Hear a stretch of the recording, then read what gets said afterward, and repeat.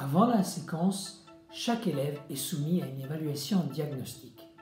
Celle-ci influence le cours et le contenu de la séquence d'apprentissage. En effet, selon les résultats, la matière peut être soit amplifiée, soit retirée, voire adaptée. Nous parlons ici d'un environnement d'apprentissage personnalisé qui s'oppose à l'individualisation à outrance.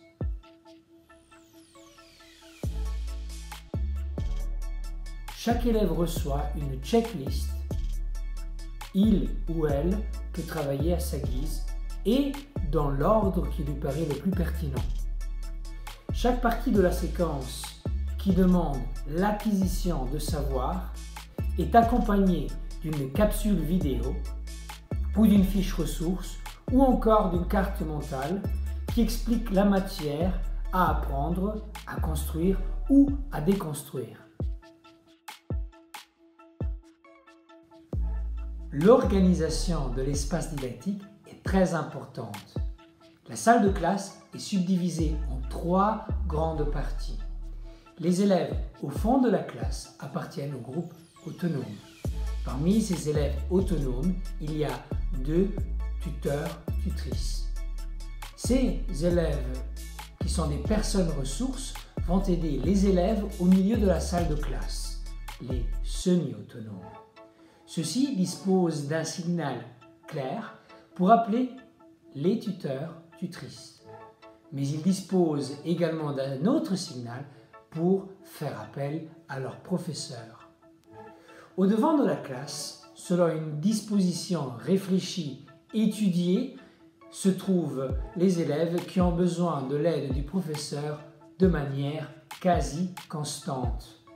Il est possible pour chaque élève de changer de groupe selon sa manière de travailler, d'avancer ou encore, après la séquence d'apprentissage, selon ses résultats lors des évaluations certificatives.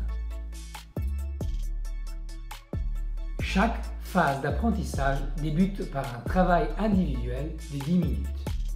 Ensuite, chaque élève est libre de choisir la forme sociale qu'il aimerait adopter pour la suite.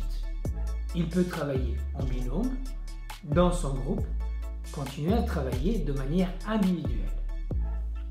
Afin de pouvoir faire les exercices sans ordre établi, du matériel didactique est mis à sa disposition.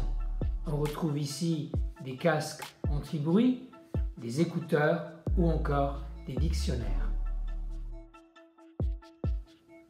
La mise à disposition de ces outils génère un sentiment de contrôlabilité auprès de l'élève, puisqu'il est libre d'organiser son travail à son propre rythme, tout en choisissant la matière qu'il ou elle souhaite aborder le jour en question.